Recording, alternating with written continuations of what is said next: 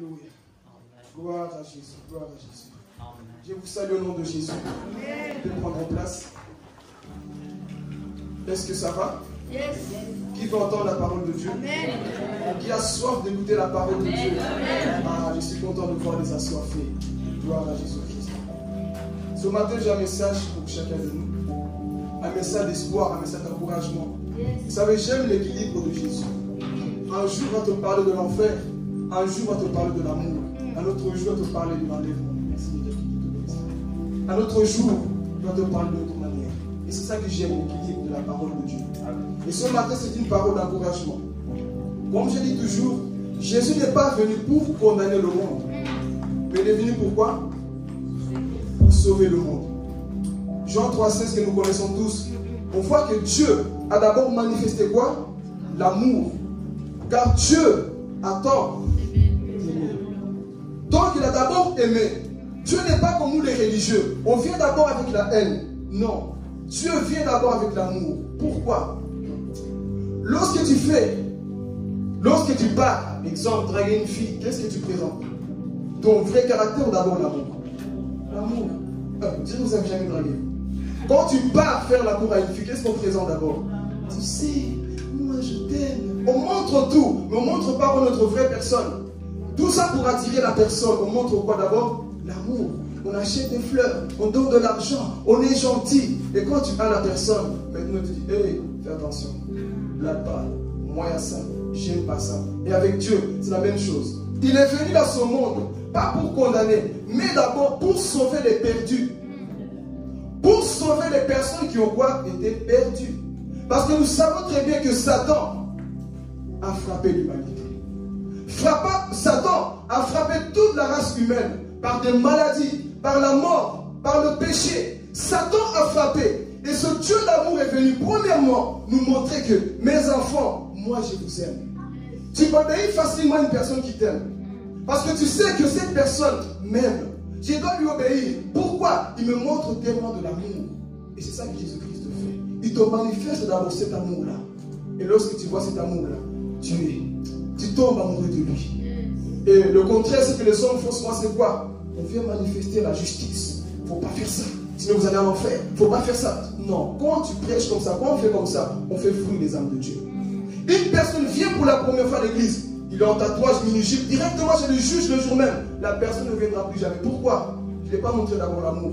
Je l'ai montré d'abord le côté justice. Mais avant, qu'est-ce qu'on doit montrer? C'est d'abord l'amour. L'amour va faire asseoir la personne. Mais malheureusement, les prédicateurs religieux, faites pas ceci, ne mettez pas ceci, vous allez en faire. Tu parles à qui? Aux nouveaux ou aux anciens? Il faut faire l'équilibre, faire attention. Parce que je connais un homme dans la Bible, Ésaïe. Chapitre 1, malheur aux hommes qui font ceci. Chapitre 2, malheur aux hommes qui ont deux maisons. Chapitre 3, malheur aux hommes qui... Toujours ces messages, c'était quoi? Malheur, malheur, malheur. Mais lorsqu'il arrive au Ésaïe chapitre 6, il voit la gloire de Dieu. Lui-même qui disait malheur aux gens, qu'est-ce qu'il a dit? Malheur à moi. Malheur à moi. Donc il passait tout son temps à rabaisser, à critiquer les autres par ses enseignements. J'ai compris une chose avec Dieu. On n'est pas mieux que les autres. Même si je me tiens ici devant, je ne suis pas mieux que vous. Chacun de nous a des faiblesses. Voilà pourquoi lorsqu'on prêche, faisons attention de pointer du doigt aux autres. Parce que nous-mêmes, on n'est pas parfaits. Alors Isaïe était comme ça. Malheur à vous. Mais le jour qu'il a vu la vision, la gloire de Dieu, il a vu la robe de Dieu. Quand il a vu cette gloire, il a dit quoi? Malheur à moi. Et j'ai compris une chose. Lorsque tu rencontres réellement Jésus-Christ, tu es convaincu du péché. Lorsque tu vois Jésus-Christ, je ne te parle pas de Bar Jésus. Je te parle du véritable Jésus. Oh, je vais parler. Lorsque tu fais la rencontre de Jésus-Christ, non. On voit le changement. On voit le changement. Ésaïe était toujours malheur à vous. Lorsqu'il a vu la gloire de Dieu, il a dit, moi aussi, j'ai des lèvres pures. Lui qui passait tout son temps à rejeter les autres. Et des fois, nous nous comportons comme ça, dans nos familles, dans nos églises. On voit les autres comme si nous, on n'a jamais péché. Avant de juger quelqu'un, n'oublie jamais d'où toi tu viens. N'oublie jamais d'où toi Dieu t'a tiré. Des fois, on était pire. Dans les boîtes de nuit, on fumait comme pas possible. On dansait comme pas possible. Et lorsque tu vois quelqu'un qui était comme toi, regarde-moi celui-là. Tu es en train de faire comme Esaïe. Malheur aux hommes qui ont ceci. Malheur aux hommes qui ont ceci. soyons toujours équilibrés dans tout ce que nous faisons. Sinon, les âmes vont nous fuir. Et ici, parce qu'on pense que lorsque les âmes nous fuient, parce que nous, on est dans la vérité, c'est pour ça qu'il fuit mon message. Non. Pierre a prêché, 3000 âmes sont venues à Jésus. Il a prêché quoi? Bénédiction? Non. Sanctification. Pour nous faire comprendre, tout ce qu'on prêche, d'être accompagné de l'amour. Tout ce que tu prêches, parce que Moïse est venu avec 10 commandements. Ne faites pas ceci, ne volez pas, ne tuez pas. Mais Jésus dit, voici mon commandement. Aimez-vous les uns et les autres. Alléluia. Aimez-vous les uns et les autres. Lui, quand il y a trop de règles quelque part, les gens vont partir. Quand il y a trop fait pas ça, non, manifeste tout simplement l'amour. Et lorsque la personne va goûter à l'amour, va dire, tu m'as tellement aimé, je ne vais pas juger. Tu m'as tellement aimé, je ne vais pas critiquer. Tu m'as tellement aimé, je ne vais pas comprendre. Pourquoi? Parce que c'est l'amour qui change le cœur et non les lois des hommes. Alléluia. Il y a trop de pratiques des hommes aujourd'hui dans nos églises. Dans mon église, on ne peut pas manger chewing-gum. Ok, je m'en vais. C'est le chewing-gum qui va emmener en enfer. Dans mon église, on ne peut pas s'asseoir comme ça. C'est ça que Dieu voit. Jésus est mort sur la croix pour ces petites choses. Ne mettez pas ceci. Dieu est mort pour ça. On s'attache sur les choses banales. Or que Christ fait changer d'abord ton intérieur par son amour. Nous, tout ce qu'on fait d'abord, faites pas ceci. Parce que c'est comme ça qu'on a appris. C'est pas parce que toi tu te convertis par les réseaux sociaux que tout le monde sera la même chose. C'est ton histoire. Parce qu'aujourd'hui, c'est ça que nous voyons. Moi c'est comme ça. Toi, c'est comme ça. Mets l'équilibre. Ne mets pas tout le monde dans le même sac. Amen. Donc ici, nous allons voir un Dieu d'amour. Préparons le livre de Jean. Nous allons voir un Dieu d'amour. Le pourquoi il est venu dans ce monde. Pourquoi Jésus-Christ est venu. Est-ce qu'on peut passer mon livre? Prenons déjà le livre de Jean. Faites attention parce que si Jésus-Christ me voit, ils vont voir que oui, on fait de la magie avec le tapis. Là-bas, ils sont dangereux. Détails, ils vont prendre ça. Oh, on a vu un frère en Belgique, il est tapis, il fait de la magie sans fond. Ils sont capables. Je suis des prédications juste par une minute. Je ne sais pas si on le voit bien, mais je vois après. Jonathan, tu peux vérifier ce que Jean chapitre 5, c'est un texte que nous connaissons tous. Magnifique. Donc nous allons prendre Jean chapitre 1, chapitre 5, pardon, au verset. Suivez très bien la lecture parce que je ne vais pas prêcher mes mots à moi, mais je vais communiquer la pensée de Jésus. Amen. Est-ce que nous sommes prêts? Amen. Si tu as trouvé Jean, tu dis je suis chrétien. Et si tu n'as pas trouvé, dis je dois me convertir. Gloire à Jésus. On prend Jean chapitre 5, verset 1 jusqu'à 15. On va beaucoup lire. Et soyez vraiment attentifs et plongés dans la lecture parce que c'est là où je tirais le titre de mon message. Et j'ai oublié de vous dire le titre. C'est prends ton lit et marche. Ça, c'est le titre. Prends ton lit et marche. Voilà. On peut aller sur Jean chapitre 5. Je lis la parole au nom de Jésus. Amen. Après cela, il y eut une fête juive et Jésus monta à Jérusalem. Or, à Jérusalem, près de la porte des brebis, il y a une piscine qui s'appelle en hébreu Bethesda et qui a 5 portiques. Sous ces portiques, un grand nombre de malades étaient couchés. Des aveugles, des boiteux, des paralysés. Comment? Des aveugles, des boiteux, des paralysés. Des aveugles, des boiteux et des paralysés. Notez très bien, c'est des mots que je vais répéter. Continue. Ils attendaient le mouvement de l'eau, car un ange descendait de temps en temps dans la piscine et agitait l'eau, et le premier qui descendait dans l'eau, après qu'elle avait été agitée, était guéri, quelle que soit sa maladie. Là se trouvait un homme infirme depuis 38 ans. Jésus le vit, couché, et sachant qu'il était malade depuis longtemps, il lui dit, « Veux-tu être guéri ?» L'infirme lui répondit, « Seigneur, je n'ai personne pour me plonger dans la piscine quand l'eau est agitée, et pendant que j'y vais, un autre descend avant moi. Lève-toi, lui dit Jésus, prends ton brancard et marche. » Aussitôt cet homme fut guéri. Il prit son brancard et se mit à marcher. C'était un jour de sabbat. Les Juifs dirent donc à celui qui avait été guéri, « C'est le sabbat, il ne t'est pas permis de porter ton brancard. » Il leur répondit, « Celui qui m'a guéri m'a dit, prends ton brancard et marche. » Ils lui demandèrent, « Qui est l'homme qui t'a guéri, qui t'a dit, prends ton brancard et marche ?» Mais celui qui avait été guéri ne savait pas qui c'était, car Jésus avait disparu dans la foule qui était à cet endroit. Quelque temps plus tard, Jésus le retrouva dans le temple et lui dit, « Te voilà guéri, ne pêche plus, de peur qu'il ne t'arrive quelque chose de pire. » Cet homme s'en alla annoncer aux Juifs que c'était Jésus qui l'avait guéri. Amen, acclamons la parole de Dieu.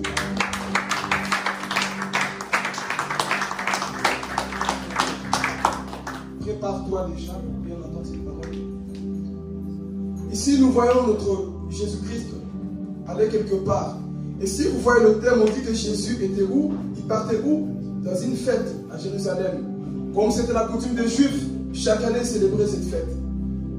Et Jésus, effectivement, est en train de partir. Je pose mes fondements. Il est en train de monter à Jérusalem. Là-bas, on dit que l'homme était dans quelle piscine? Ça veut dire quoi? Maison de miséricorde, Bethesda. Et effectivement, Jésus est en train de monter à Jérusalem. Et il voit la porte des brebis. Et cette porte existait déjà depuis le temps de Néhémie. Si vous lisez Néhémie chapitre 3, verset 32, on voit cette porte de brebis. Elle existait déjà depuis longtemps. Et Jésus avait cette coutume d'aller dans cette fête. Il est en train de monter à Jérusalem. En montant à Jérusalem, il voit le nombre de malades qui étaient couchés. Beaucoup de personnes étaient quoi? Malades. On voit quoi? Les aveugles, les boiteux et les paralytiques. 3 types de personnes. Avant de commencer mon message, je parle d'abord de ces 3 types de personnes. Qui est l'aveugle? Nous savons très bien, c'est celui qui ne voit pas. Un aveugle, c'est la personne qui ne voit pas. Et si on peut parler de notre temps aujourd'hui, ce sont des personnes qu'on a besoin d'aller chercher à la maison pour venir à l'église. C'est des personnes qui ne voient pas. Ils ne connaissent pas le chemin de l'église. On a besoin qu'on le guide. Viens à l'église. Ça, c'est des personnes aveugles. Ils sont longtemps à la maison. Pour venir à l'église, il faut aller les chercher. De même, ils ne vont jamais venir. Pourquoi? Parce qu'ils sont aveugles. Ça, c'est le type de personne qui a besoin qu'on le guide à chaque fois. Viens à l'église. Viens ceci. Fais ceci. C'est un aveugle spirituel. Et deuxièmement, on voit quoi? Boiteux. Boiteux, c'est qui? C'est lui qui a du mal à marcher. Ce sont des personnes qu'il faut toujours rappeler aussi. Viens à l'église. Ce sont des personnes qui viennent dimanche, mercredi, dimanche d'après, vendredi, et puis tu ne vois plus pendant ce temps. Ce sont des boiteux. Il boite toujours dans sa vie spirituelle. À l'église, il vient quand il veut. Quand ça m'arrange, j'ai déjà été dimanche passé, donc je vais laisser passer dimanche. Tu es en train de boiter spirituellement. Je vais aller dimanche prochain encore. Mercredi, j'étais vendredi, donc tu fais ton programme comme ça. Ça peut arriver que tu manques, on comprend, il y a des travaux et tout ça, on peut comprendre. On ne dit pas que tu dois tous les jours être là, on peut comprendre. Mais quand tu fais exprès, tu es en boiteux spirituel, tu viens quand tu veux. Ça, c'est des personnes qui boitent. Il y a beaucoup de personnes qui boitent. Dis à ton voisin, est-ce que c'est toi la personne qui boite? Est-ce que c'est toi la personne qui boite? Il faut toujours rappeler, qui vient quand il veut. Tu penses à l'église quand tu veux. Aujourd'hui je ne viens pas. Je vais suivre sur Facebook Live. Je vous assure que Facebook Live, des fois, on dit beaucoup de chrétiens fainéants. Comment on peut regarder sur Live? Tu sais que tu peux venir, mais Dieu, même si tu es quand même pour regarder le Facebook Live, tu suis sur le live. Dieu te connaît, Dieu connaît notre motivation. Et c'est des choses comme ça qui se passent. Donc on voit, deuxième personne boiteuse. Je veux quand je veux. Quand je veux. Je me rappelle que l'église existe quand je me réveille seulement. Tu es dans une fête en train de danser. Tu danses toutes les danses du monde. Et quand tu es fatigué, tu penses, demain c'est église, mais tu quittes la fête à 3 h du matin. Tu sais que demain tu as église. Et tu vois, il est 9 h. Dieu comprend, j'étais dans la fête. C'était pour la gloire de qui? Pour remplir le ventre. Boiteur. Tu bois beaucoup de la vie chrétienne. Amen. Dernière personne avant de rentrer dans mon message. Qui? Paralytique. Qui est cette personne? C'est des personnes révoltées dans la maison. C'est des personnes, moi l'église, je reste paralysé, je ne bouge plus. Moi les églises, ils m'ont déçu. On m'a volé mon argent. Tous les pasteurs sont tous les mêmes. Tu as déjà écouté tous les pasteurs du monde? Tous les pasteurs, c'est tous des faux. Moi les églises, vos églises là, tu es un paralytique spirituel. Cloué à la maison. Moi je ne bouge plus. Il faut un miracle pour que ces personnes viennent à l'église. C'est ça les paralytiques spirituels. Déçus, révoltés. Ce pasteur m'a escroqué. C'est pas parce qu'un homme de Dieu t'a escroqué qu'ils sont tous pareils. C'est pas parce qu'un homme de Dieu t'a déçu qu'ils sont tous pareils. Et tu restes paralysé à la maison. Non, vos églises là-bas, tout ce qui se passe, moi ceci, je reste à la maison. Et lorsque tu pars pas dans une église, tu es un rebelle et tu désobéis à la parole de Dieu. Non, moi l'église c'est ma maison. Ma maison, prouve-moi dans la Bible. Non, moi je me plains, je reste chez moi paralysé. Tu es un paralytique spirituel. Tu es cloué à la maison depuis. Pourquoi? Parce que depuis que je vois les faux, il y a beaucoup de faux. Il y a des faux mais aussi des vrais. Pourquoi tu ne cherches pas des vrais? C'est pas parce qu'il y a de faux serviteurs qu'il n'y a pas de vrais. C'est pas parce qu'il y a des faux billets qu'il n'y a pas de vrais. Est-ce que tu dis, bon, je ne touche plus à l'argent. Là, tu touches parce que moi, on aime ça. Là, on touche. Hein.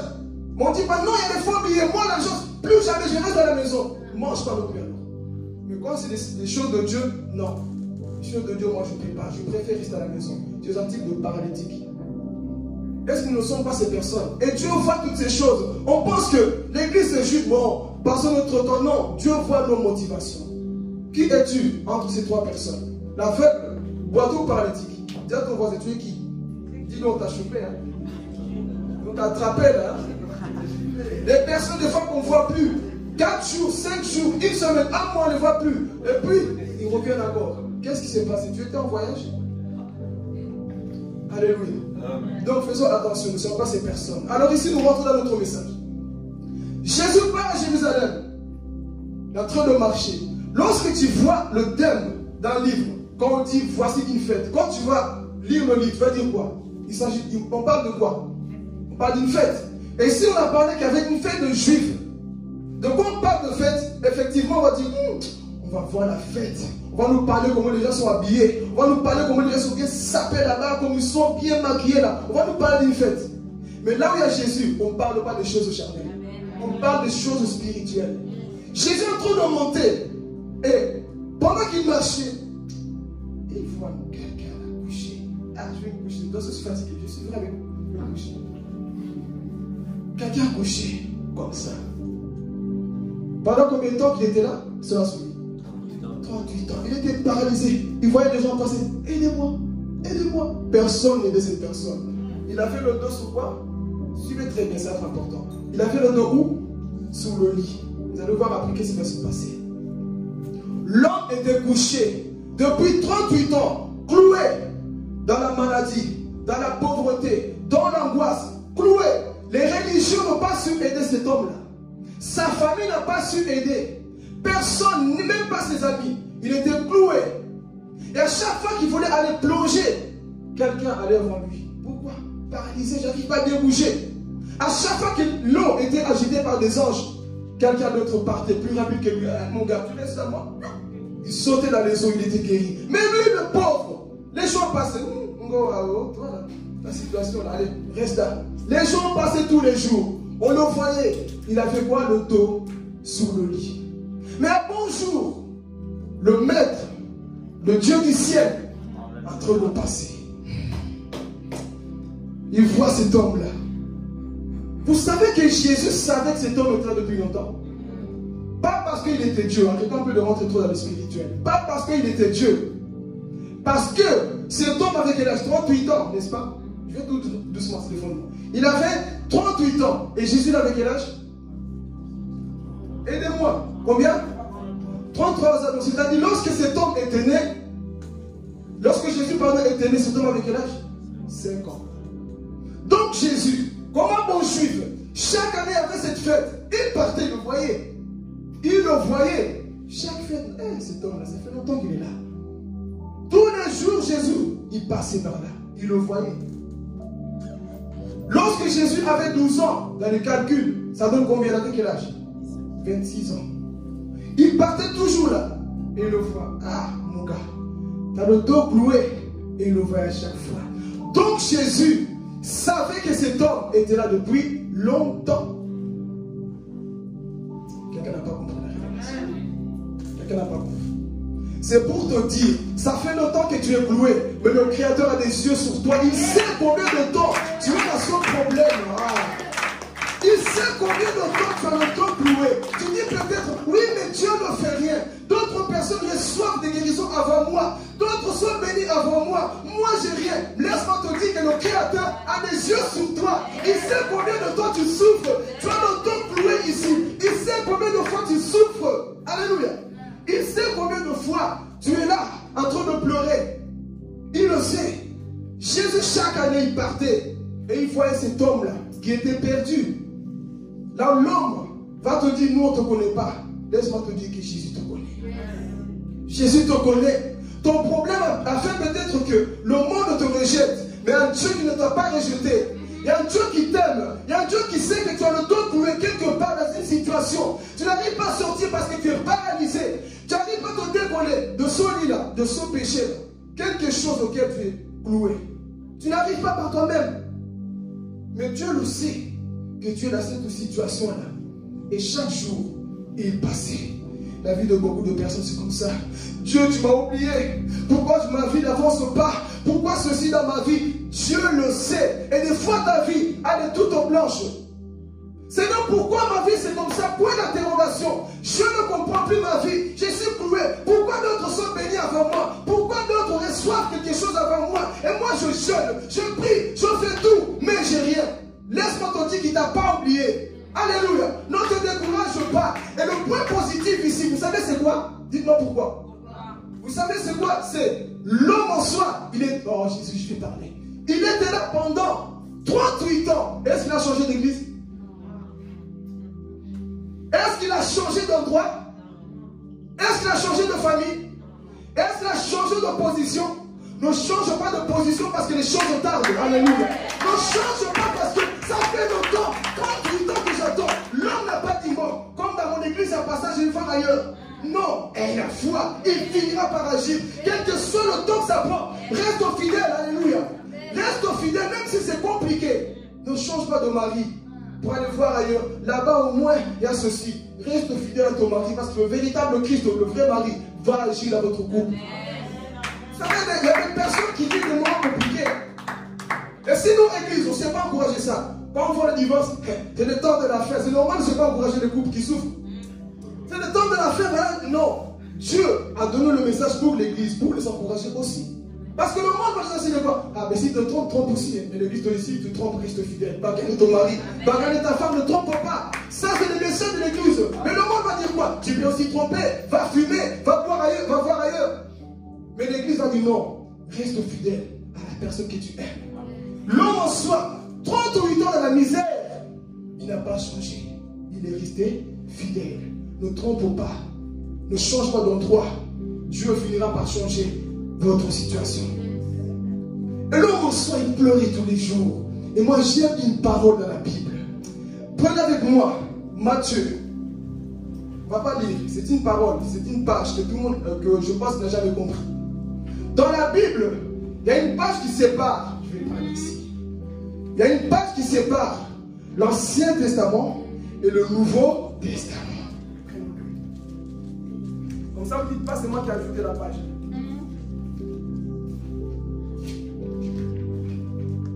Même vous qui suivez sur les réseaux, prenez-le. Voilà. Il y a une page blanche. C'est peut-être ta vie aussi.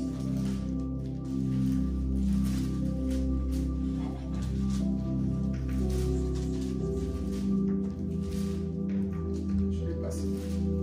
Voilà. Est-ce que tout le monde la voit? Yes. Il y a quoi ici? Vous le voyez? Vous l'avez trouvé? Montrez-la moi, sinon vous allez dire que c'est moi qui invente. Elle est vierge. Il n'y a rien. Vous pensez que Dieu a placé ça en vain? Vous savez que Dieu est resté 400 ans en silence sans parler. Dieu reste silencieux. On appelle ça s'appelle intertestamentaire.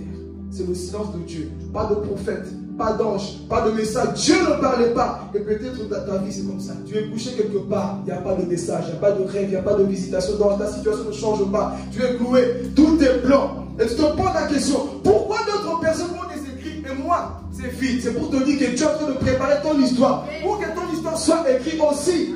Il est en train de te préparer. Et ici on voit cette page blanche. Il n'y a pas d'histoire, il n'y a rien. Et tu es en train de dire à quelqu'un ce matin, ton problème est peut-être quoi? Vierge, une page blanche. Mais Dieu est en train de créer quelque chose. Ne te décourage pas. Amen. Donc ça faisait longtemps que cet homme était là. Jésus le voit. Messieurs, veux-tu être guéri? Il n'a pas dit oui, il n'a pas dit non. Il va parler ici. Il va faire quoi? Il va raconter une histoire. Ne raconte pas l'histoire à celui qui connaît l'histoire de ta vie.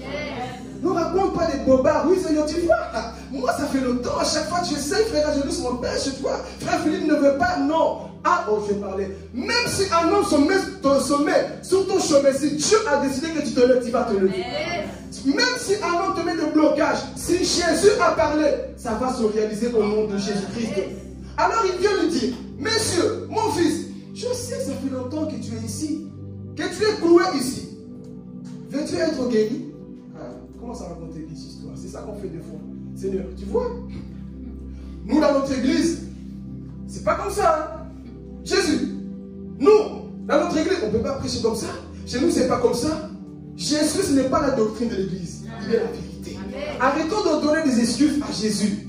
Il vient nous poser une simple question. Tu veux être guéri? Au lieu de dire oui, je le veux. Hey, on raconte d'abord des histoires. Il commence à dire à Jésus, non, c'est toi, tu ne comprends pas. Toi, tu ne comprends pas. Quand je vais, quelqu'un d'autre va et commence à parler de la doctrine de son église. Ici, c'est pas comme ça. Ici, pour être guéri, il faut attendre un ange.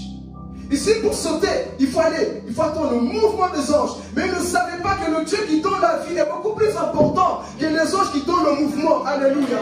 Dieu est beaucoup plus important que le mouvement des anges. Pourquoi? Parce que lui te donne la guérison et te donne la vie. Alléluia. Ça fait longtemps qu'il était là. Mais est-ce qu'il avait la vie? Non. Mouvement. On veut vivre des expériences où l'eau agitée, on aime les eaux agitées. Tu as fait tel programme là-bas, moi aussi je vais. Tu as fait tel groupe là-bas, je vais. Le mouvement, est-ce qu'il fait la relation? La rencontre de Jésus. Cet homme attendait et Jésus va lui parler. Veux-tu être guéri, mon gars? On commence à donner des excuses. Jésus lui dit, ok. Bon, comme je sais, ça fait longtemps que tu as le dos, que tu as ton dos sur le lit. Jésus lui dit quoi? Prends ton lit, lève-toi et prends ton lit. Et quoi? L'homme va marcher pour la première fois de sa vie. Imaginez-vous la souffrance. 38 ans de misère, tu as le dos cloué. Tu vas enfermer là-bas. Et Jésus vient et te dit, lève-toi, prends ton lit et marche. D'un bon long, se lève. Il n'a pas eu besoin de faire la kiné. Bien, il a éduqué les choses. Parce qu'avec Dieu, quand il fait un miracle, il le fait totalement. Il ne le fait pas à moitié. Nous les hommes, un jour, j'avais le pied ici, il m'avait écrasé au travail, la machine m'avait heurté. 3 mois sans marcher. J'ai fait de la kiné pour bien rééduquer quoi? Le pied. Mais cet homme, couché, 38 ans de misère, il n'a pas fait de kiné. Le miracle de Dieu, il se lève. Et la Bible dit quoi? Il va prendre son lit. Il le met où? Vous n'avez pas compris la révélation. Vous n'avez pas compris la révélation. Prends ton lit et marche. En d'autres termes, c'est fini de mettre le dos sur le lit. Mais c'est le lit sur le dos. Et tu marches maintenant au nom de Jésus-Christ. Tu marches maintenant. C'est fini d'avoir le dos coulé sur le lit. En d'autres termes, domine sur le problème. Lorsque Jésus vient, domine sur le problème. Mets-le sur toi. Alléluia. L'homme a pris son lit. Il l'a mis sur le dos. Maintenant, ce n'est plus le lit qui me porte. C'est moi qui porte le problème au nom de Jésus. Alléluia. C'est moi qui porte le problème. Qui t'attend? Fais souffrir. Pendant 38 ans, c'est fini d'avoir ce lit-là. Mon dos cloué. Oh, je souffre tellement. Mais quand Dieu vient, changement. Il était comme ça. Hein? Tu vas comprendre. Il était comme ça. Mais quand Jésus vient, changement. Toi, tu viens ici. Jésus-Christ, lorsqu'il vient, il bascule ta vie. Ce qui te dominait, tu le domines au nom de Jésus-Christ. La chose qui te possédait, c'est toi qui vas mettre ton poids, dominer sur la chose. Et c'est ça qui s'est passé. L'homme était content. Il marchait tranquillement. Et rappelez-vous, il y avait une fête. Il y avait une fête. L'homme marche. Enfin, je suis libre. Il est en train de marcher, suivez très bien. Avec son lit, il marche. Les pharisiens, c'est... Si une personne veut m'énerver, comporte-toi comme un pharisien. Je peux même t'abandonner si tu as l'esprit de pharisien. L'homme est guéri. L'homme est méchant. L'homme est guéri. Il porte son lit. Il est tout content. Moi, bande de pharisiens. C'est Shabbat. Shalom. Adonai. Aujourd'hui, c'est samedi. Pourquoi tu portes le lit? Et voyez la méchanceté des hommes. Au lieu de dire, qui t'a guéri? Gloire à Dieu. Tu es libre. Non, c'est samedi. Ça, c'est les pharisiens. Au lieu de se réjouir pour leurs frères, c'est samedi. C'est pour ça que je dis, nos lois, nos conditions, ne faites pas ceci, ça fait fuir les hommes. Ils étaient là, non parce que dans la Torah, Moïse a dit que le jour du sabbat, on ne peut pas porter le lit. Ah, dis avec moi, Donc, il y avait une loi qui disait qu'il fallait avoir le dos sous le lit. Hein? Il y avait une loi qui disait qu'il fallait avoir le dos sous le lit. Maintenant que Jésus m'a guéri, il n'y a pas une loi qui dit le lit sous le dos. Là, vous voulez m'empêcher. Allez, bouge-toi Satan, moi j'avance. Il m'a libéré. Je n'ai pas de problème, j'avance. Ça, c'est les choses qui vous empêcher. Alléluia. Chaque fois que Jésus te libère, il y a toujours des pharisiens quelque part. Ils n'aiment pas le surnaturel. Non, c'est le sabbat. Moi, je m'en fous. La Bible dit, si Dieu parle lui-même, il va confirmer sa parole. Et si toi tu viens contredire, tu es un religieux. Tu es un religieux. Non, la Bible, ça, ils ont un pasteur endoctriné, un frère endoctriné est terrible. Tu peux prêcher comme tu veux, têtu comme une vache, têtu comme une pierre, fils du diable, têtu, tu peux dire tout ce que tu veux. Non, je ne crois pas. Dieu m'a pas dit. Dieu, non. Mais moi je te dis que le Dieu là, il m'a guéri. Il m'a dit, prends ton lit. Et toi, tu me dis quoi? Remets le dos sous le lit. Tu sais combien de temps j'ai souffert? Tu sais combien de temps j'étais dans ce problème? Tu sais combien de temps ta prédication ne m'a pas aidé? Tes parents ne m'ont pas aidé. Un homme est venu, il a prêché, ça va libérer. Oh, non, c'est du diable. Diable, c'est du diable. Tu étais là tous les jours, tu me passais 1 euro. Tous les jours, 5 centimes. Et Jésus me libère. Je ne crois pas que Dieu l'a vraiment libéré. Ça me dit. Logiquement, si c'est Dieu. Pharisien, suivez très bien. Logiquement, dans la loi, dans la Torah, Moïse a dit, Exode le 10 nombre de 3 noms. Non. Il a dit que le jour de Shabbat, Shalom, Adonai, on ne peut pas porter le lit. Ça, c'était les pharisiens. On ne peut pas porter le lit. Comment on lui dit? C'est Satan, parce que c'est Satan qui désobéit à Dieu. Non, c'est pas Dieu. C'est ta pensée. Dieu est un Dieu qui fait grâce. Même le jour de dimanche, il peut porter un miracle.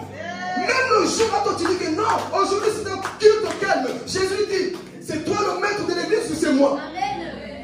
C'est toi le boss ou c'est moi? Donc, même si toi tu as mis ton programme, moi Dieu, je déprogramme ton programme. Je vais libérer quelqu'un qui souffre. Il y a peut-être une personne qui est ici, il a le Dieu quelque part, et toi tu comprends la prédication. Pourquoi on prêche comme ça? Non, il y a quelqu'un qui a besoin.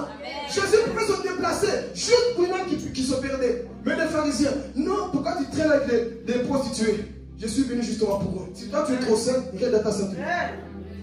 Si toi tu dis que moi je suis trop, regarde à ta sainteté, moi j'ai des âmes à libérer.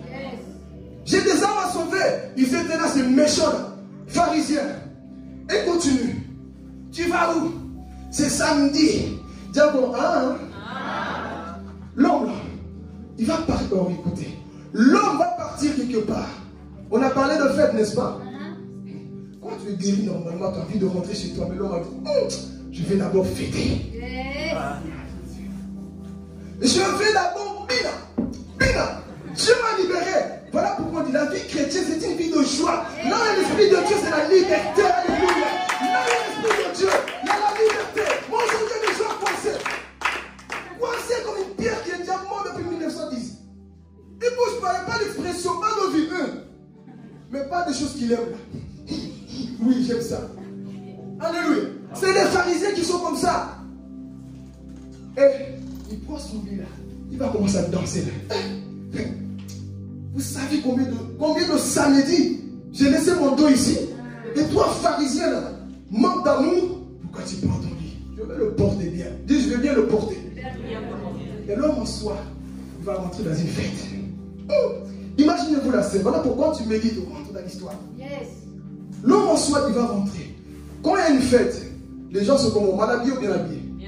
Bien habillés. Des Versace, des Gucci, des Yoti, je ne sais pas quoi. Tu mets des marques là. Dolce Banana, tu mets tout. Tu vas là-bas bien habillé, bien parfumé. Il y a des hommes, des femmes, ils veulent qu'on le voie que moi, je suis bien habillé. Moi, la cravate là. Moi, je suis beau, ouais. T'as vu les ongles? T'as vu ceci? Comme j'ai vu, je voulais parler quand on m'a montré un truc. Des ongles, bon, une parenthèse. Des ongles jusque-là. Ça, c'est terrible. Je voulais même commenter sur le moment même. Je me dis, Philippe, calme-toi. Mon cœur battait. Comment vous allez cuisiner? Des ongles qui arrivent jusqu'au plafond. Pire que Satan même. Fils du diable. Des ongles longs comme ça. ça là. Elle m'a montré ça, j'ai dit, Philippe, pourquoi t'as vu ça? C'est grave, oui, c'est grave. Mais quand j'ai vu ça, mon cœur, ça n'a pas passé. J'ai dit, calme-toi, Philippe. J'ai envoyé seulement la salle. La pauvre personne. Comment tu peux porter les autres? Comment tu vas t'essuyer? Comment tu vas faire les choses? Comment tu vas te gratter? Comme ça. Donc je vais devenir en boîte aussi, comme ça. Parenthèse. Je vais faire la parenthèse. Donc, on va dans la fête. Tout le monde bien habillé, bien maquillé. Et les gens, logiquement, se regardent sur qui? La personne. Oh, tu vois, bien habillé. Hein? T'as vu comment il est bien sapé là? Il porte bien sa robe là. Tout le monde a le regard sur toi, n'est-ce pas? On te regarde bien défiler, les marques que tu as mis, les chaussettes qui viennent de l'Angola, tout, le pantalon qui était passé en enfer, revenu au Congo, qui tu l'as emporté, bien habillé. Tu es beau comme ça là. Tout le monde te regarde. Mais pendant tout ce temps, et tous les autres de boire, ouais, buvons, buvons, dans la fête. Imaginez-vous la scène. Pendant tout ce temps, les hommes regardent la personne qui est bien habillée. Et là, paraît un fou. Avec son lit. Jésus, il guérit les malades, il ressuscite les morts. Il était content, la joie. Les hommes qui regardent la personne qui était bien habillée, qu'est-ce qui va se passer? Ils vont plus te regarder. Regarde qui? Tu n'as pas compris la réflexion. Tu n'as pas compris. Je vais t'aider à comprendre. L'homme en soi était comme ça. Tout le monde avait le regard sur le monde. Mais lorsque Christ te libère, lorsque tu rentres quelque part, le regard sur toi. Les regards sont sur toi. Pourquoi? Parce que tu viens avec un témoignage. Ça, c'est ton témoignage. Ah, tu n'as pas compris. Ça, c'est ton témoignage. Tu vas témoigner. Il m'a libéré. Tu vois son lit là? Je ne suis plus là. C'est moi qui domine sur le problème. Et pendant tout ce temps, à cette fête, tout le monde, fou là, bien nu. Je vais montrer Philippe. Non, ça, c'est un fou. Et les gens, attendez. C'est pas le fou qui était couché depuis 38 ans là. Dis bon, il y a des personnes qui pensent que vous avez toujours le dos coulé quelque part. Ils ne veulent pas votre changement. Ils veulent que vous êtes toujours là-bas. Et tous, qui gagne les critiquer. Je rentre avec les critiquer. Qui gagne? C'est lui ou c'est pas lui? La sœur, c'est pas la sœur qui est là-bas qui critiquait tout le temps là. C'est pas le frère qui volait tout le temps là. Va vérifier dans la piscine si c'est vraiment lui. Les pharisiens. Oh, c'est lui. Il porte aujourd'hui son lit. Et les pharisiens, non. Le regard n'est plus sur eux. Mais sur l'homme, le fou là, pieds nus, en train de fêter dans la joie, en train de marcher. Pourquoi vous me regardez? Et pendant qu'il marchait dans cette fête, les pharisiens, encore les... ne change pas. Verset 12, allez voir. Encore les mêmes personnes. Et pendant qu'il marche, regardez, qu'est-ce qui va se passer? Il marche avec son problème. Hey! C'est samedi! Et lui, il attend. Quoi? C'est samedi! Oui, je le sais, demain c'est dimanche. Oh, tu n'attends pas qu'aujourd'hui c'est samedi? Oh, mais à quoi? Il y a quoi même? Il ne comprend pas, il ne connaît pas la loi, lui. Il ne sait même pas quel jour on est, lui. Tu sais combien de samedis j'ai passé dans ce problème? Je n'ai pas la notion des jours que nous sommes aujourd'hui. Aujourd'hui, tout ce que je sais, c'est le jour de ma liberté. La seule chose que je sais, c'est le jour que Jésus m'accorde ma liberté. Donc je m'en fous. Parce que samedi, il dit pourquoi? Je m'en fous. Il continue. Mais il est têtu, cet homme-là. On te dit que c'est samedi. Tu ne comprends pas? Moïse a dit, Moïse a dit. Il y a un homme qui est plus grand que Moïse m'a dit, prends mon lit et marche. Il y a un homme qui a créé Moïse. Lui m'a dit, prends ton lit et marche. Et toi, tu m'as dit, prends ton lit, remets ton dos. Ah. Moi, je prends mon lit. Je vois les pharisiens. T'es-tu qu'il est? Remets ton lit, on te dit.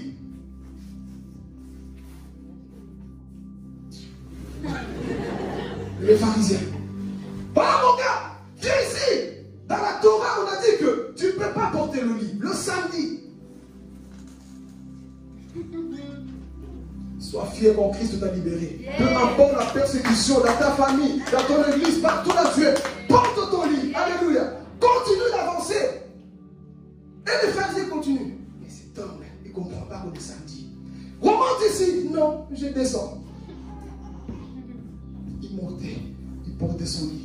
Quand Christ te libère, c'est ça qui se passe. Et il portait son lit.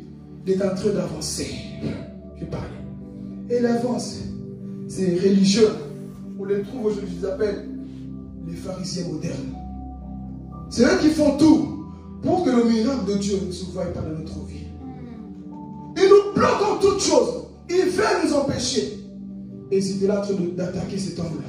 Au nid de Fabrice, vous pouvez venir s'il vous plaît. Regardez, ils vont jouer le rôle des pharisiens. Pendant qu'ils marchaient, et ils vont continuer. Vous pouvez venir. Qui veut porter le livre? Ouais. Regardez, ça c'est écrit même dans le verset 11 et 12. Regarde ici. Toi tu essaies de prendre son lit. Toi tu es le pharisien, l'autre tu es le méchant. Donc quand tu vas, tu essaies de taper. Donne-moi le lit et toi tu essaies de défendre. Vas-y. Ça c'est les pharisiens. Dans le lit. Dans le lit. Vous voyez? Dans le lit. Ils veulent que vous retourniez dans votre problème. Ils veulent vous clouer encore sur votre problème. Continuez. Vous voyez? C'était ça les pharisiens. Mais dans le verset 11 et 12, 13, la Bible dit, apparaît Jésus dans le temple. Jésus apparaît et lui dit, qu'est-ce que tu fais?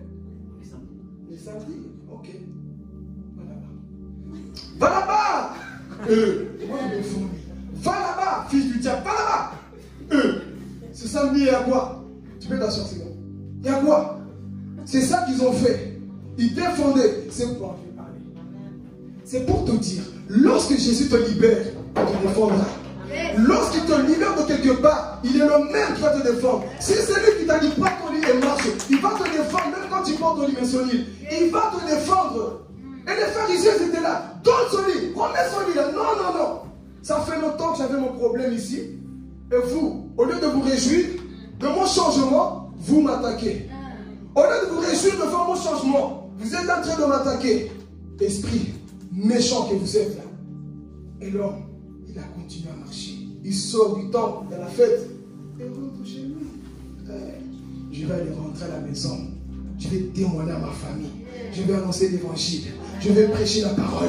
Peu importe les pharisiens, je vais prêcher la parole de Dieu. Il est en train de partir. Allez dire à ces gens-là, Jésus m'a changé. Jésus m'a... C'est quoi ton témoignage? Je ne suis plus dans le problème. Je ne suis plus dans le problème. J'ai plus le dos sous le lit. Mais c'est le lit qui est sur le dos. C'est en train d'avancer. Je suis libéré.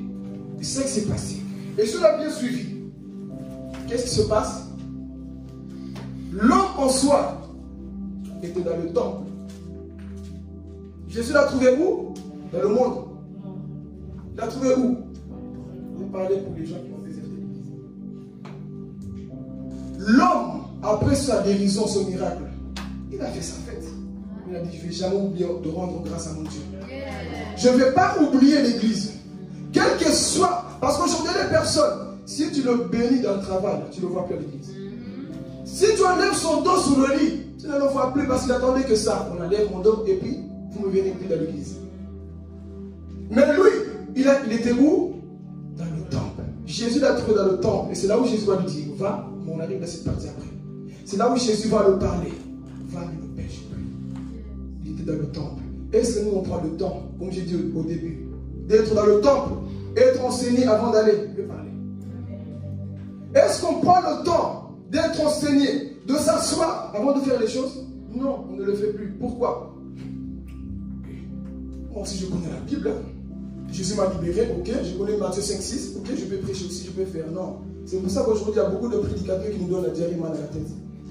Pas de formation, on vient avec le croc de nez. La Bible dit, prenez notre Dieu. Dieu t'a libéré, mais tu n'as pas pris le temps d'être formé. Cet homme, Jésus va le former. Il était où? Au temple. Est-ce que nous sommes dans le temple pour être enseignés aujourd'hui? Non. Comme dans les réseaux, tel fait, moi aussi je fais. Non, on ne fait pas des choses parce que tel fait, on fait des choses parce que nous sommes prêts. Nous faisons des choses parce que Dieu nous a mandatés. Moi aujourd'hui, pas de formation, mais lorsqu'on voit, je vais témoigner. Témoigne. Je vais témoigner. Oui, avant j'avais le dos sous le lit, mais quand on voit, ton dos est toujours là. Témoignage à moitié. On témoigne quand ton problème, c'est fini. On témoigne lorsque tu n'as plus le dos sur le lit. Là, tu peux dire, oui, avant, j'avais le dos sur le lit. Mais maintenant, je ne suis plus. Moi, il y a des personnes, ils viennent prêcher, ils viennent témoigner, mais toujours le même problème. Toujours dans la même situation. et tu vas aller quelque part. Non. Connaître ne veut pas dire que tu es prêt. Amen. Connaître, je répète, ne veut pas dire que tu es. Parce que tu peux avoir la connaissance, mais pas le cœur de Dieu. Tu peux prêcher, mais tu n'as pas le cœur de Dieu. Et c'est là où on bombarde les âmes, on les tue, on les massacre. Pourquoi? Parce que non, la Bible a dit qu'il faut aller, il faut prêcher. Comme je dis toujours, Jésus a dit, allez. Voilà pourquoi il faut lire la Bible avec intelligence et le Saint-Esprit. Il a dit quoi? Allez. Mais avant d'aller, il a dit quoi? Attendez-vous. Une personne qui ne comprend pas la Bible a dit non, Jésus a dit allez. Oui, mais attends d'abord dans la chambre haute. Mais non. Dis avec moi, va, on va te massacrer par le diable. Oui, il faut aller, mais le temps de formation. L'homme en soi, il reste d'abord où? Dans le temple. Enseigner. On l'apprenait comment faire. Et lorsqu'il a fini, avant ça, Jésus va lui dire quoi? Va, mais de peur que quoi? Quelque chose de pire t'arrive. Donc, je vais parler. Dieu t'a peut-être libéré de la peur. Dieu t'a libéré d'une folie. Ça, c'était ton dos. Et Dieu te dit maintenant que je t'ai libéré, va. Mais ne pêche plus. De peur que quelque chose de pire t'arrive. Donc, par là, on peut comprendre que cet homme est peut-être devenu comme ça à cause d'un péché. Va parce que de peur que quelque chose de pire t'arrive encore à cause de ton péché. Et je vais parler. Lorsque Jésus te libère quelque part, fais tout pour être dans sa parole. Ne retourne plus dans le même problème. Pourquoi? Parce qu'il y a des personnes aujourd'hui, ils sont à l'église. Dieu les a libérés. Mais dès qu'ils quittent, ils retournent dans le monde, leur cas devient pire. Et tu te dis, c'est le Moukami là.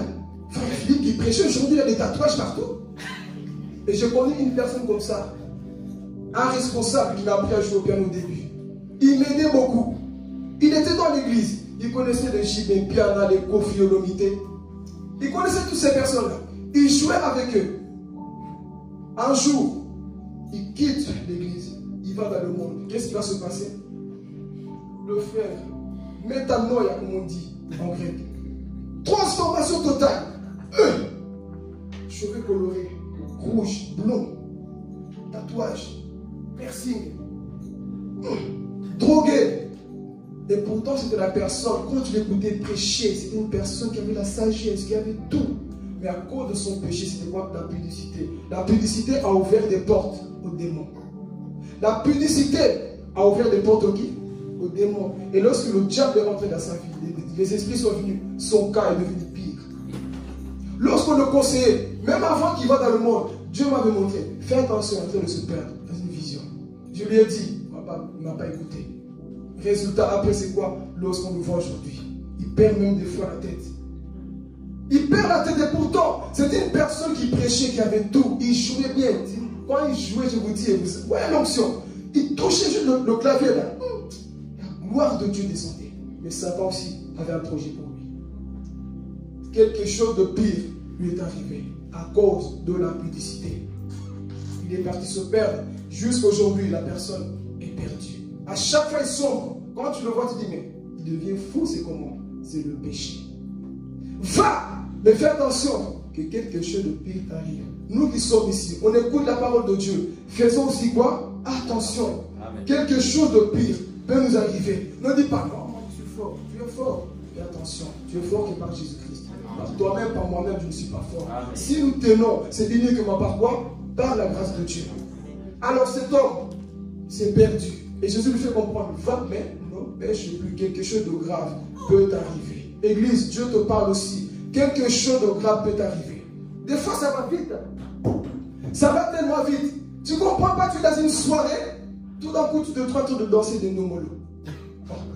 Qu'est-ce que je fais là? Tu ne comprends pas, tout d'un coup, tu bois quoi? Jacques Daniel. Moi, je bois.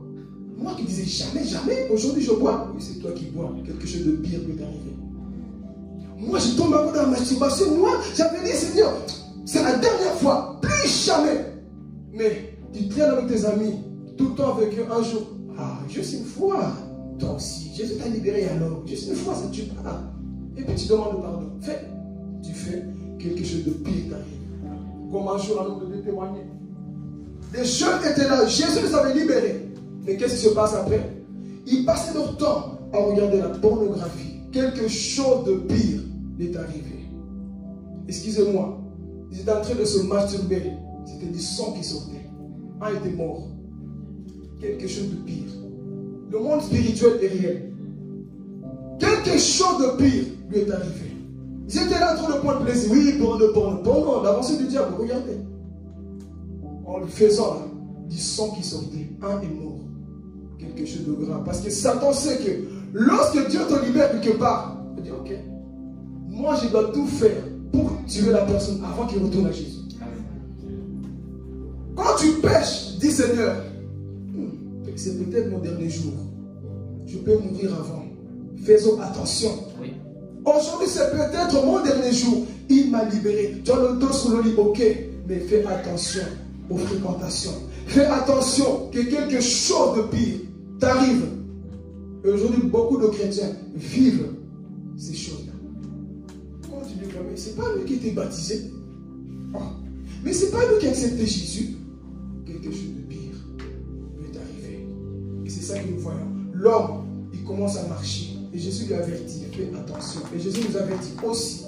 Faisons attention que quelque chose de pire nous arrive aussi. Et pendant qu'il marchait, avec son lit, il marche, vous partez à la fin. Verset 15, tu peux le relire. Qu'est-ce que Jésus dit? Va annoncer. Lis le verset 15. Cet homme s'en alla annoncer aux Juifs que c'était Jésus qui l'avait guéri. Qui l'avait guéri? Jésus. Au début, on ne connaissait pas la personne qui l'avait guéri. Non, quelqu'un m'a guéri, mais je ne sais plus qui il était. Mais lorsque Jésus s'est révélé là, c'est que il s'appelle Jésus. On prêche la personne qu'on connaît. Voilà pourquoi je dis au début, pour parler de Jésus, tu dois goûter à son amour. Pour parler de ce Dieu-là, tu dois goûter quoi? À son amour. Vous pensez que cet homme, il allait terroriser les gens? Vous allez en enfer. Non. Un jour, je vais parler. Un jour, j'avais le dos sur le lit. Un homme qui m'a aimé, m'a libéré. Vous les Juifs, vous ne croyez pas, mais sachez que cet homme est fidèle. C'est ton témoignage qui va changer les autres. C'est quoi ton témoignage? Dis à ton voisin, c'est quoi ton témoignage? On n'a pas de témoignage. On n'a plus de témoignage. Pourquoi? On est toujours la même personne. Cet homme, il part annoncer, mais va annoncer avec un témoignage. Je viens quelque part. J'étais cette personne qui était perdue. Aujourd'hui, je peux vous parler de l'amour de Dieu. Tu peux connaître la Bible ici. Tout le monde peut le faire. Bon, on prend Matthieu. On étudie tout. Les théologiens le font mieux que nous. Ils ont étudié la Bible. Ils ont mangé la Bible. Ils connaissent mieux que nous. Mais, ils sont morts. Amen. Mais, ils n'ont pas de témoignage. Tu écris, tu prêches. Mais c'est quoi ton histoire? Amen. Tu parles, mais c'est quoi ton vécu? Et moi, un prédicateur qui n'a pas de vécu, je fouille. Pourquoi? C'est peut-être un démon qui est en train de me prêcher. C'est l'histoire. C'est toujours moi, mes performances. Moi, je ne suis pas comme ça. Ah, moi, je n'ai pas besoin que toi, tu n'es pas comme ça. D'où Dieu t'a sorti. Je n'ai pas besoin que tu me dises, moi, je suis jamais en retard. Non. Dis-moi comment tu fais. Je n'ai pas besoin que tu me dises que moi, je suis fort. Dis-moi, c'est quoi le secret de ta force. Je n'ai pas besoin que tu montres que toi, tu es parfait. Montre-moi, c'est quoi le secret de ton parfait. Ne me dis pas que moi, je ne pêche pas comme vous là. Non. Montre-moi comment on fait pour ne pas pécher. Mais aujourd'hui, il y a trop de prédicateurs comme des pharisiens. Bombe la poitrine. Moi, on joue pas avec moi. Et même si tu le touches, ils vont se dire, moi, on ne blague pas avec moi. Hein. Moi, tu me chiffres, je te chiffre. Toi, un prédicateur comme ça. Moi, tu me parles mal, je te parle mal. Non, ça, c'est pas l'homme de Dieu. C'est un homme du diable. Parce que Jésus, on a tout fait. Il a dit quoi? Père, pardonne-les, ne savent pas. Et toi, prédicateur, c'est toujours tes performances. Non, moi, je suis comme ça. Moi, je suis parfait. Et quand moi, vous savez que moi, c'est comme ça? Non. Les hommes vont t'offrir lorsque tu montres trop cette image-là, que toi, tu es parfait. Pourquoi? Parce que même le jour que tu vas pécher, tu vas te cacher. Tu ne vas jamais dire la vérité. Tu sais pourquoi? Tu es tellement dur avec les autres. Et le jour que tu vas tomber, tu vas te cacher. Je les ai tellement jugés que eux, là, si je leur dis que moi, je suis tombé, je suis mort. J'ai tellement été dur avec eux. Si moi, je dis mon problème, c'est fini pour moi. Alors qu'est-ce que je fais? Je me cache. Donc arrêtons d'être ces personnes-là qui n'ont pas de témoignage. Moi j'aime un prédicateur qui me dit son vécu. J'aime un prédicateur qui me dit d'où Dieu l'a tiré. Comme Paul. Moi le premier des pécheurs, j'ai persécuté l'église. Ah! J'étais comme ça, mais toi, tu as peur de le dire parce que tu es toujours dedans. Tu as peur de dire qu'avant j'étais colérique parce que tu es toujours colérique. Avec ta femme ça passe pas, avec tes enfants ça passe pas. Je peux parler. On est toujours dans la haine parce que voilà, on me blesse, moi c'est comme ça. Tu as toujours le dos quelque part là. Moi si tu me touches, moi si tu me fais ceci, moi si... Tu es toujours un prédicateur de la loi, pas un prédicateur de l'amour. Parce que celui qui a l'amour, il va dire comment Dieu m'a sorti de mon problème. Et lorsque tu témoignes comme ça, comme cet homme, tu vas aider les perdus. Lorsque tu témoignes avec amour, que tu dis oui, le Seigneur m'a sorti de là, tu vas aider les personnes. Parce qu'ils vont dire, un être humain comme lui, Dieu l'a sorti de ça. Toi, tu vois même ton péché. Je vais parler. Toi, tu vois même ton péché. Tu dis, ah, Seigneur, tu l'as sorti de là. Non, moi aussi c'est possible. Mais si tu dis, moi j'étais même pire que toi, hein? Oh là tu m'aides pas. J'ai pas besoin que tu me dises j'étais pire que toi. Comment tu es sorti de là? Il y a des gens, moi j'ai connu 10 000 femmes, toi tu as connu que 2. Toi quitter de là c'est facile. Et peut-être que la personne est en train de se battre. Comment il va sortir de là? Mais toi, moi je connais 50 000 femmes. Moi j'étais pire que toi, moi. Tu vois? Non. Annonce, dis ce que Jésus a fait pour toi. Et cet homme il prend son lit en train de marcher. Il annonce Jésus. Il annonce quoi? Le message est centré sur Jésus. Il est en train d'annoncer Jésus. Comment Jésus m'a tiré de mon problème. Et c'est ça que nous avons besoin. Le monde n'a pas besoin qu'on les décourage. Le monde n'a pas besoin qu'on les condamne. Le monde n'a pas besoin qu'on les juge. Le monde a besoin de voir le visage de Dieu, l'amour. Présentons cet amour aux hommes. Et les hommes seront quoi? Sauvés par l'amour de Jésus. Et non par notre justice. Cet homme n'a pas dit, bon, je suis sorti de mon problème. Moi-même, je n'avais pas besoin de Jésus. Non. Il a commencé à annoncer Jésus-Christ. Montre ce témoignage. Je viens de quelque part. Je viens de quelque part. 38 ans de souffrance. Mais aujourd'hui, imaginez-vous la joie qu'il avait. Et témoigne avec joie. Et c'est ça que Jésus veut pour toi et moi. Va témoigner. Va parler de Jésus. Mais ajoute ton témoignage. Prêche la parole. Mais ajoute aussi quoi? Ton témoignage. Je ne te dis pas que toutes les prédications, tu dois mettre ton témoignage. Mais lorsque tu vois, comme j'ai dit, l'église est la seule classe. Là, on met tout le monde ensemble. Des cocobars, des bébés, tout le monde ensemble. Et lorsqu'on prêche l'esprit de révélation, est-ce que lui comprend? Est-ce qu'elle comprend? Le cocobar, il comprend. On met, tu as la révélation, tu nourris tout le monde. Mais quand on fait comme les religieux là, non, Moïse a dit, c'est comme ça, on est en train de tuer les gens. Et c'est donc ce que j'aime. Il part avec son lit tout content. Jésus m'a libéré. Jésus a changé mon histoire. Il a bouleversé mon histoire. Aujourd'hui, vous le voyez au travers de moi. La vraie prédication, c'est lorsque Jésus-Christ se voit en toi. La véritable prédication, c'est lorsqu'on voit Christ en toi. Et tu dois le porter. Et les gens doivent savoir d'où tu viens. Et s'il n'y a pas ça, mon frère, ma soeur, laisse tomber. Tu perds ton temps. Nous perdons notre temps. Nous partons vers la fin. Cet homme, la Bible dit qu'il partait annoncer. Il rentre dans tous les villages. Il parle de Jésus. Le monde était libéré. Grâce à quoi? Ce que Jésus a fait dans sa vie. Grâce à ce que Jésus a fait dans son histoire. Et c'est pour dire, Jésus libère encore aujourd'hui. Ce Dieu libère encore aujourd'hui. Je ne sais pas le problème là où tu es cloué ce matin. Je ne sais pas c'est quoi. C'est peut-être ta bouche qui est clouée quelque part. Il ne t'empêche pas de critiquer, de juger.